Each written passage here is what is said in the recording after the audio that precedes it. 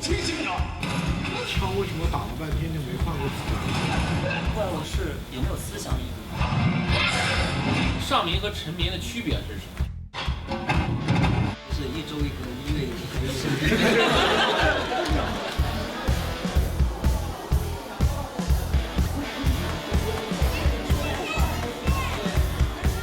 我觉得《玲珑》是一部爱与恨、友情与鲜血、亲情与背叛、有血有肉的丰富内涵的动画片。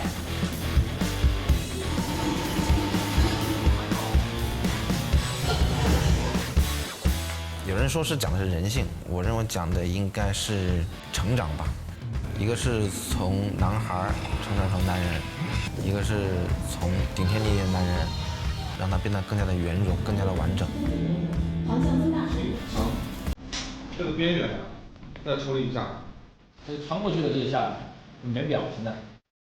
第一个镜头我们还得使劲磕一下。不管是从故事情节来说，还是画面表现来说，都是非常优秀的。一旦推放到市场上，一定有它的这个冲击力。这版银幕是所有影视类作品的终极高潮。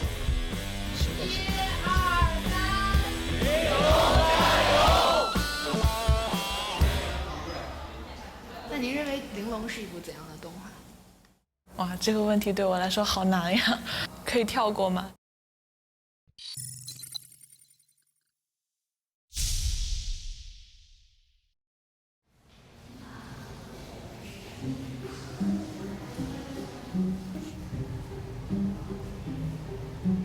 我叫袁梦琪，29岁。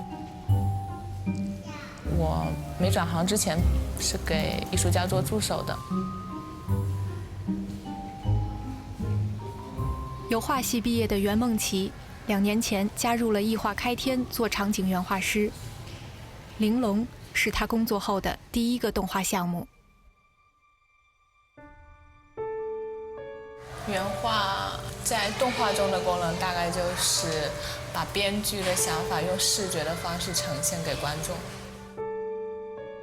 一般给我一个很简单的文字描述，就先会画一个简单的氛围图吧。那边编剧组看了之后，可能也会有稍微的小改动，根据这个场景，然后就是大家互相交融吧。原画师们将文字构建的玲珑世界转化为静态的视觉呈现，在这样的基础上，分镜师就可以让剧情动起来了。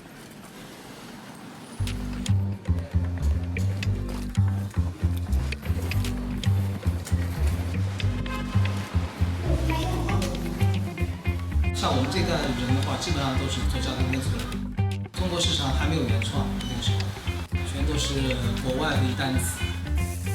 1988年入行的赵老师见证了国产动画的发展。1年前，他接受了艺画开天的邀请，加入玲珑，担任动画分镜导演。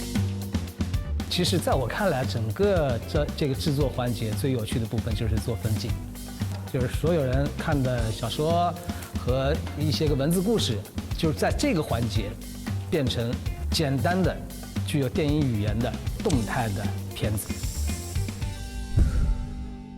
比如说马克如何去把这个滑翔翼拯救过来，在剧本上面就是马克翻身一跃，但这个地方有很多细节。马克发现前面有一个什么可以抓住的缆绳，飞快跑过去抓住它，然后向另一个平台滑过去。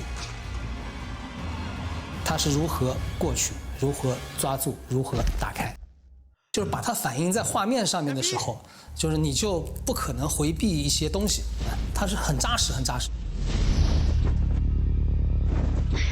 9033，不要怕，跳过去。动态分镜呈现出具体的镜头运动和动作轨迹，而动画则让一切直面设想成为3维现实。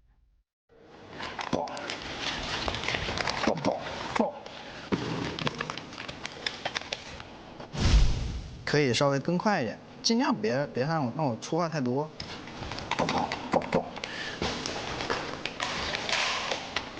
跑过来的时候，我会把它扒开，扒开之后我会打这个宠物，作为和总导演的创作思维最接近的动画师，还未到而立之年，黄浩就被委以动画执行导演的重任。不是说你这个不好啊，问题就是它该不该出现在这个位置上？你要动大的话，那个脚要动的比你重心还大的，一踏空然后过来不是这样了，然后头一撞，对吧？撞完之后，在这个情况下，你要继续往前爬，你要动哪里？关键是动这一只嘛。动作模拟是每个动画师的日常，把3维模型塑造成有动作、有情感的人，是玲珑诞生的核心环节之一。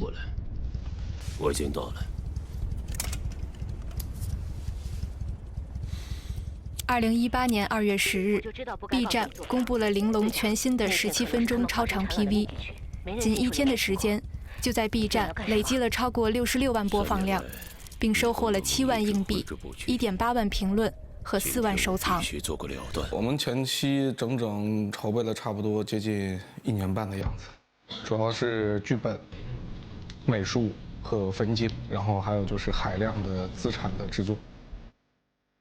150人的团队，用1年半的时间构建世界观、推演剧情、绘制500幅原画设计、推翻4版人物方案、3个月的动画师表演课程、10天的军事动作训练、6个月的技术测试和动画练习，直到2018年11月，一切准备就绪，玲珑正式进入制作。玲珑就是讲这个怎么说呢？末日里的大家的一些众生相嘛。就说白了，在那种情况下，除了活着还有什么？在玲珑的末世环境里，人们被迫认同活着比爱重要。男主角马克童年时便亲眼目睹姐姐因为爱而被执行火刑。我是个战士，怕的不是死，而是没有真正的活过。当世界面对死亡，灵魂点燃了微光，那是救赎者的妄想，是末日逼。除了活着，人们还需要什么？我们面对死亡，我轻轻吻你的额头，温热的脸庞。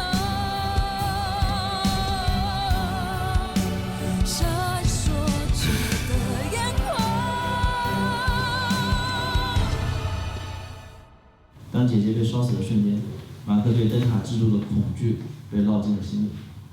应该不光是恐惧，马克最后看他姐姐那个眼神，应该不是单纯的害怕。对啊，你把那个因果倒过来。找他的这个害怕的核心。对啊，核心不就是那个情感吗？我跟你说，核心就是害怕失去所爱之人，他的行动全部都是一致的。他是怕这个，他不是认同这个。如果他怕这个，我跟你说，马克想的办法是我怎么变得更牛逼，我以后不怕这个政策了。我们就算要让观众知道马克害怕什么，我们也要让观众知道马克害怕的是一件很美好的东西。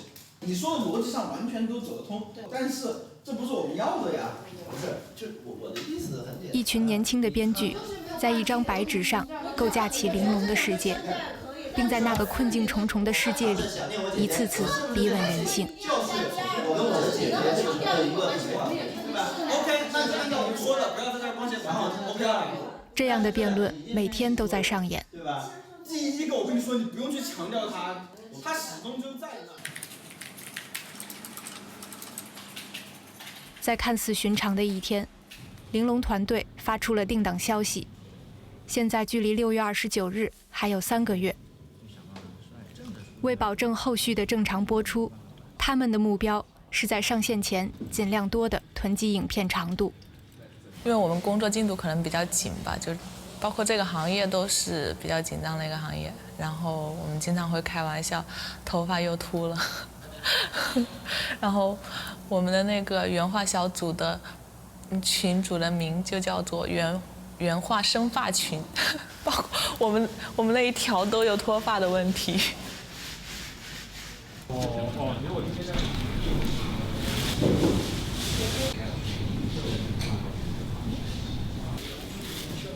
在紧张的工作节奏中，每周2次的下午茶时间，为大家提供了喘息的机会。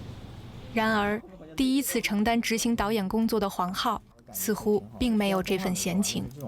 短促的，呼吸就可以了，就别这样，这个。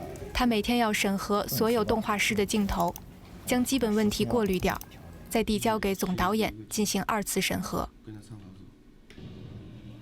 然而最近几次的审核结果都不尽人意。有一段戏导演看得非常光火，他说：“哇，就是如果说这个东西我来看的话，那你这边到底要起什么作用呢？”哇，是压缩饼干！因为这个你真的让他自己弄，你让他自己，你说哇，是吧？哇，你让我演的话，我可以演个2、3个版本出来。你让他是一样，你就怼着他，你说你演不出来吗？你就看了这么多，你就想嘛，对不对？我是一个讨好性的人格，所以说我很难去对别人说出一些特别，就说你这个东西做得不好，或者你这有问题，啊，我觉得每一个人都很有创造力，大家做的第一版的想法和设计，我不会去干涉太多。抱着这种心态的时候，往往导演会不太开心吧。成为一个厉害的动画导演，绝不会是一件容易的事情。黄浩能做的，只有更加努力。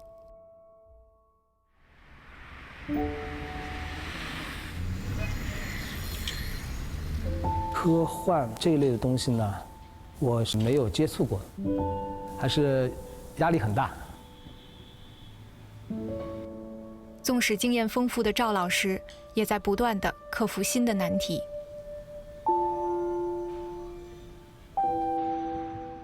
玲珑里的世界是梦幻的，但是每当一天的工作结束，远处的万家灯火又会将它打回现实。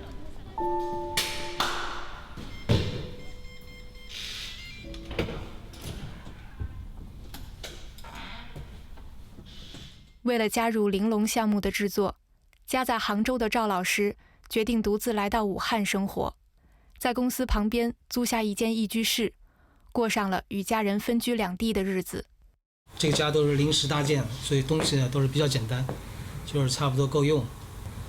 如果说在杭州的话，那就是整个房间堆满，就像仓库一样，一点空隙都没有。你们可以想象得到，你看在这边都已经这个样子。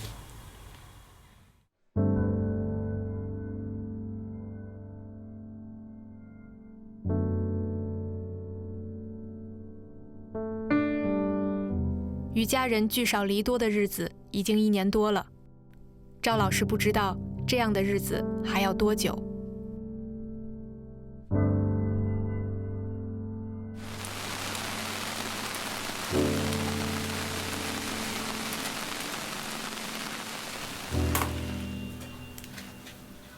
另一边的袁梦琪正在进入新一轮的焦虑。昨天晚上我睡到一半的时候，我突然想到这个画我还没画完，然后就惊醒了。一幅资料室的场景设计，他反复修改了好几次，依旧不满意。这幅画就是男女主2人去偷东西，是要找男女主躲藏的地方，然后我一直没有办法想到他们应该藏到哪里。我不知道是我自己的原因，还是说别人比较放松。好像我感觉我做东西很吃力，可能就是那种不属于有天分的人，就需要花很多时间。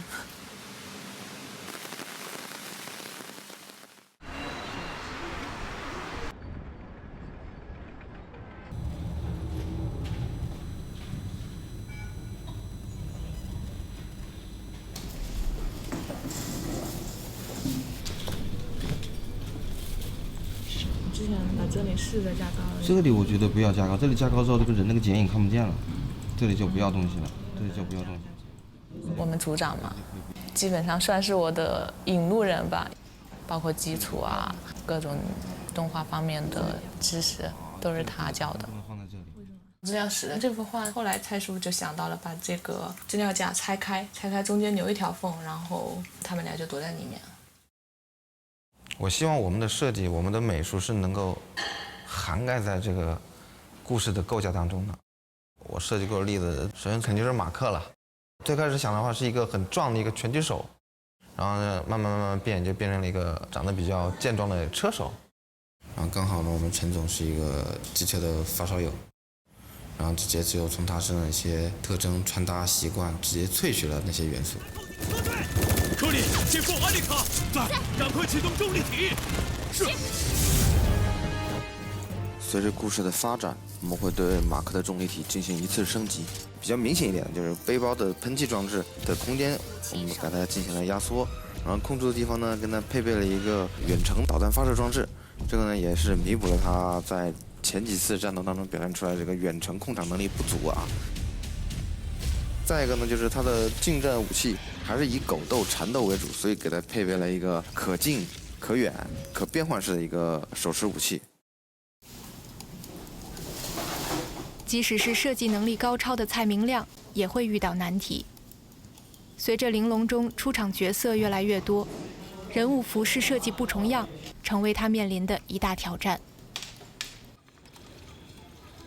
为了打开设计思路，蔡明亮跟随陈威来到一家服饰店。这种三件扣的形式，在人物上面很有特点。你基本上你现在在商场去专柜里买牛仔裤，它是没有这种布边的啊。你看这个牛仔裤上面，这种白边，然后里面就有银线，你像这个牛仔裤的那个白边里面是有红线的，红线，对，都不一样。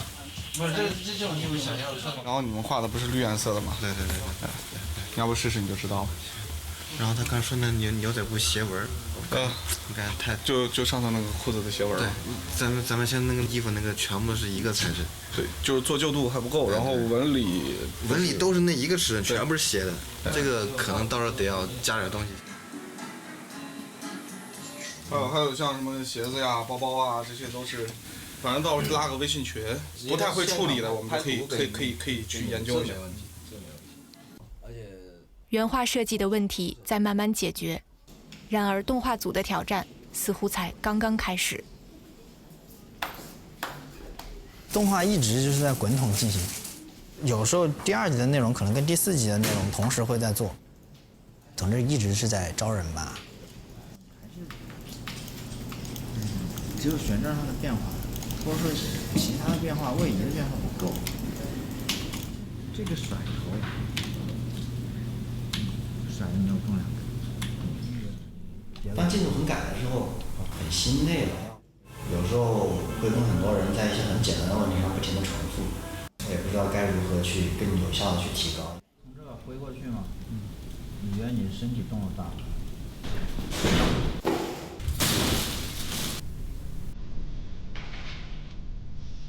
黄浩除了担任执行导演的工作外，还要负责复杂长镜头的制作。第183号镜头，他已经做了2个月了。最近做的镜头全部都是那种特别长那种动作戏，自己去通过表演嘛，设身处地的去感受。可能我的身形气质没有那么的棒，但是我可以通过3维操作层面修帅一点。其实最开始的时候，我是想当一个动画师，当到50岁。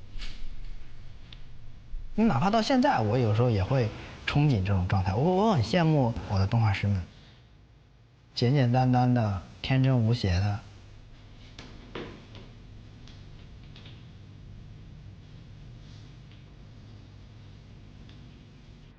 究竟什么才是最适合自己的？这是每个人都会经历的困惑。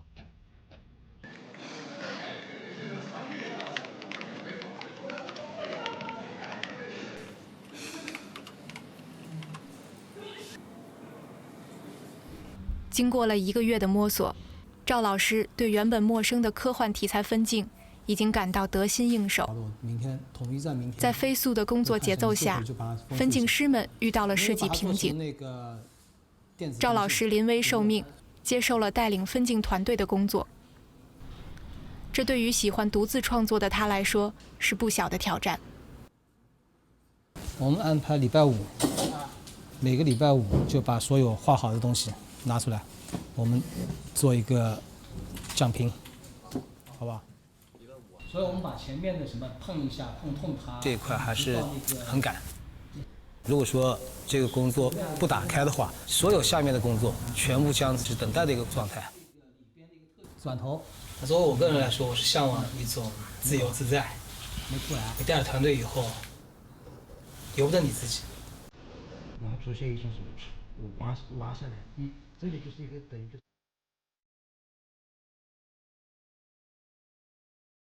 以前我也看到过一个艺术家发的微博，他说，当我进入工作室开始那一刻，各种焦虑、挣扎什么都开始伴随着我，一生都是这样子的。袁梦琪接到一个新任务，为浮空城的城主设计一个城主大厅。我从油画转过来，就绘画基础还行，但设计能力很差。因为我是第一次真正具体的做这种室内设计，所以刚拿到手就还是挺懵的。有时间的话，我们就经常提了个词叫死磕，死磕，不停地磕它，在规定时间内，哪怕超一点，尽量做得最好。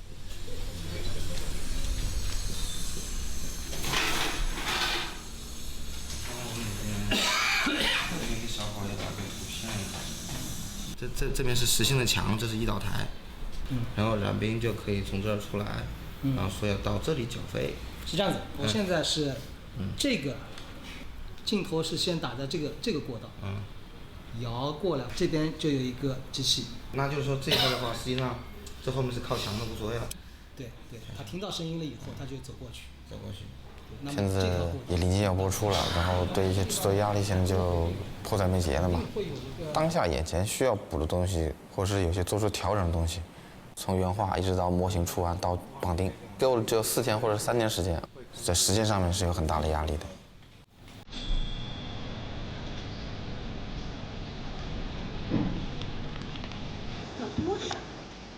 黄浩最近做了一个决定，他向总制片提出暂时卸任执行导演的职位。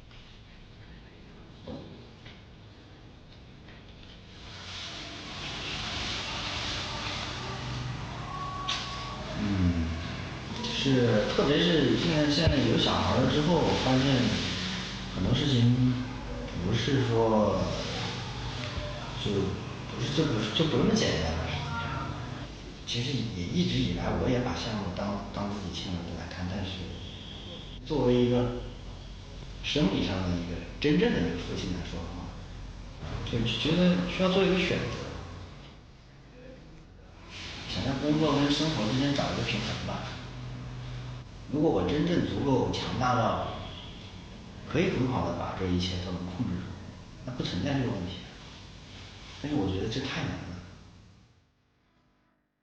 我回想我在118开店最快乐的日子，就是我在118开店第1年的时间，就是做一个动画师，然后做镜头。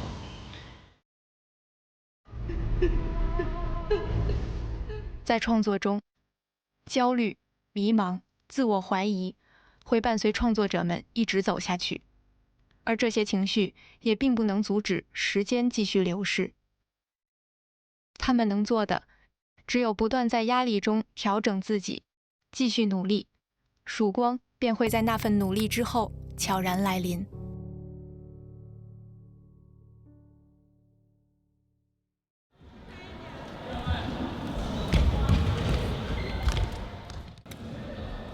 在赵老师的带领下，分镜团队的工作有序地进行着。可能很多人他还是需要有这么一个憋的一个过程，然后再做一些个分发。打心底里说，也蛮希望自己有一些经验，能够让同行们吸取到，让这个事情变得更加顺利。我喜欢跟年轻人打交道，我现在50岁，我还在不断的吸收，就可以一直的发展。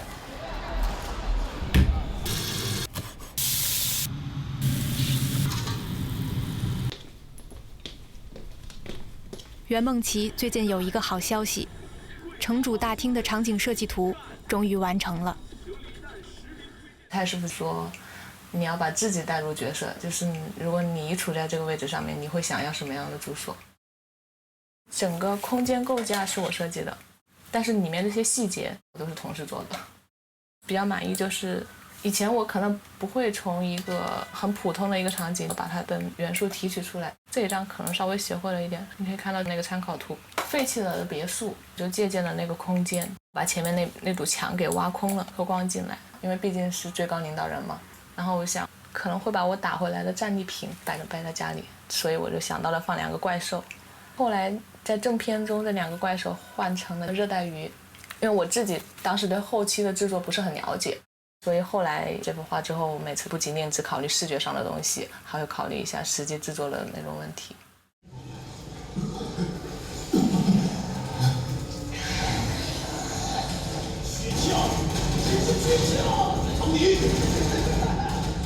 因为我们要出画面效果的，原画这一块出设定图，设定图完了之后要经过模型材质这一块进行还原，有哪些地方感觉不是那么舒服，我们会经过调整，所以加班的情况会很多。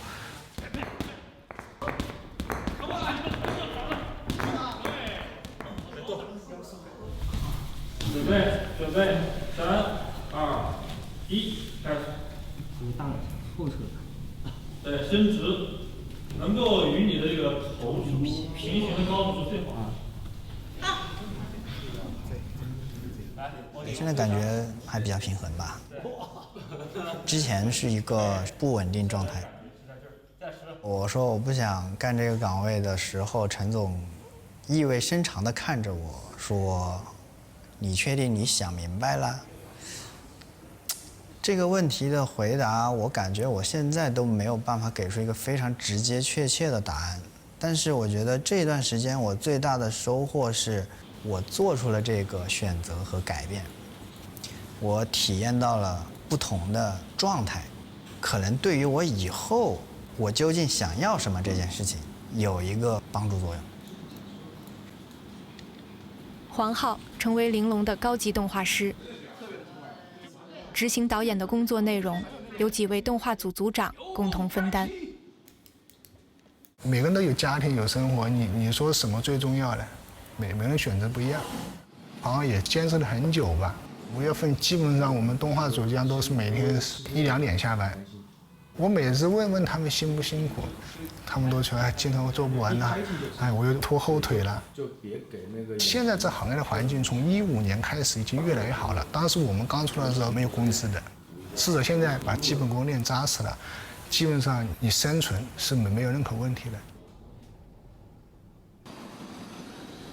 据统计，2015到2018年，在线观看动漫人数达到2亿人次，其中90%的人在看国产动画。玲珑作为2019年 B 站重磅推出的国产原创动画，也在为中国动画的发展贡献一份力量。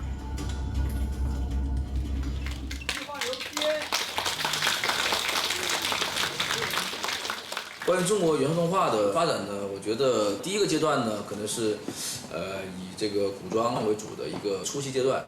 那么现在到目前为止呢，可能它进入了第2个阶段。那么第2个阶段呢的特点呢，就是可能它题材会开始变得更多样化，对吧？然后呢，包括平台也好啊，或者说这个资本方也好啊，也非常支持大家去做更多的尝试。玲珑这个项目就是最早去接触和那个引入这一块是我来负责。其实我刚拿到这个案子的时候就觉得，这个团队还是做项目是非常用心的。当时其实他整个提案当时给到我们的时候啊，整个设定是非常非常完整的。本身异化客厅这个团队原来也有2个作品在 B 站上播嘛，人气也都非常高，而且呢，就是原来那2个作品，我相信看过的观众老爷也都知道，觉得还是很有他们本身这个公司的特色。2年前，异化开天推出的动画《幻境诺德林》和《风味英雄》，在 B 站一经播出便引起极大反响，收获了大批粉丝。时光飞快，这群热爱动画的人已经默默耕耘了又一个2年。他们明白，玲珑一定要对得起信赖自己的观众，也要对得起热爱动画的自己。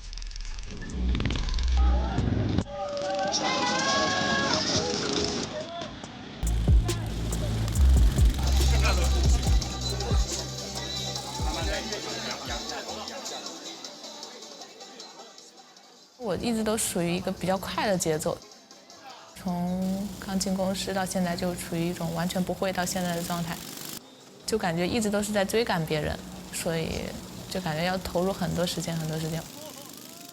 但是我也有点小野心，就是希望能够成为国内顶尖的画师。那个，看那边。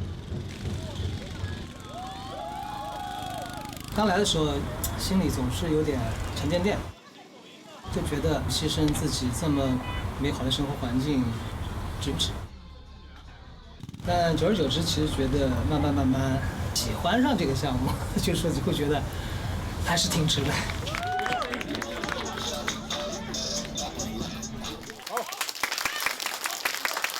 那么今年呢，又有一批新的同学在瑶华联度过了3年的这个工作生活。真金白银。对，给大家看一下，这个也是纯银打造的，然后呢，上面会有我们的一些 logo 啊。我发了个朋友圈，我发那个纪念币，我说一个阶段的结束和一个阶段的开始。我弄清楚了我要什么，当一个纯粹的动画师，为之而努力，与此同时能够很好的平衡工作和生活的关系。也许以后还会迷茫和疑惑，但是我觉得这样的分叉会越来越少。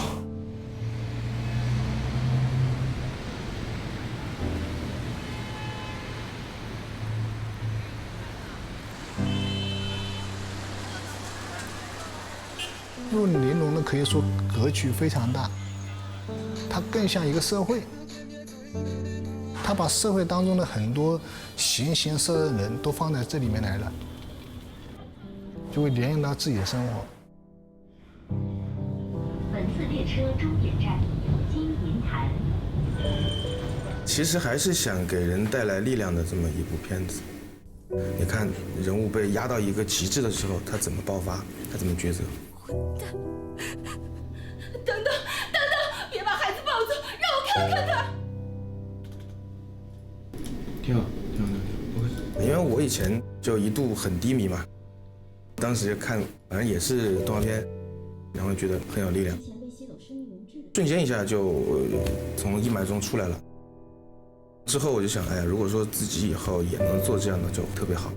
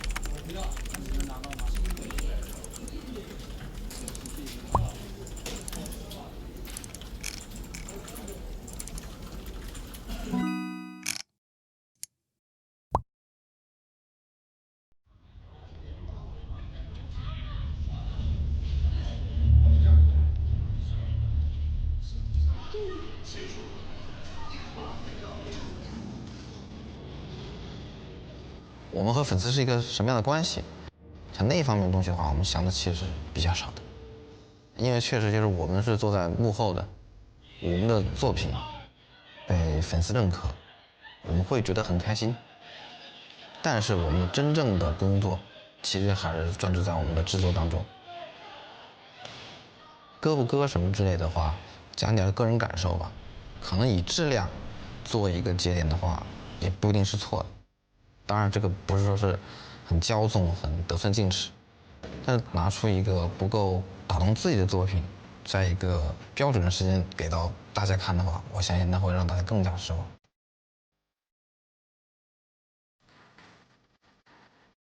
为什么喜欢玩摩托车呢？骑摩托车的过程中，你会觉得自己还活着。也会感悟到自己的这个蓬勃的生命力。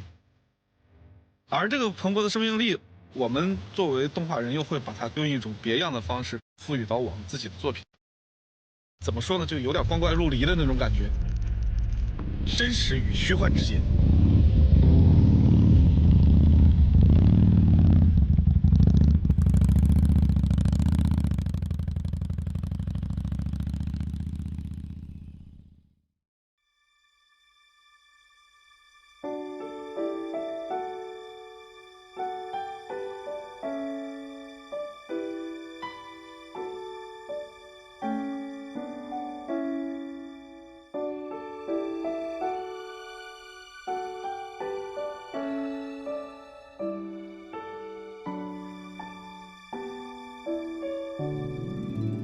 其实现在国内的动漫的发展速度是非常惊人的，然后音乐层面其实我觉得可以学习借鉴以及发展的东西还很多。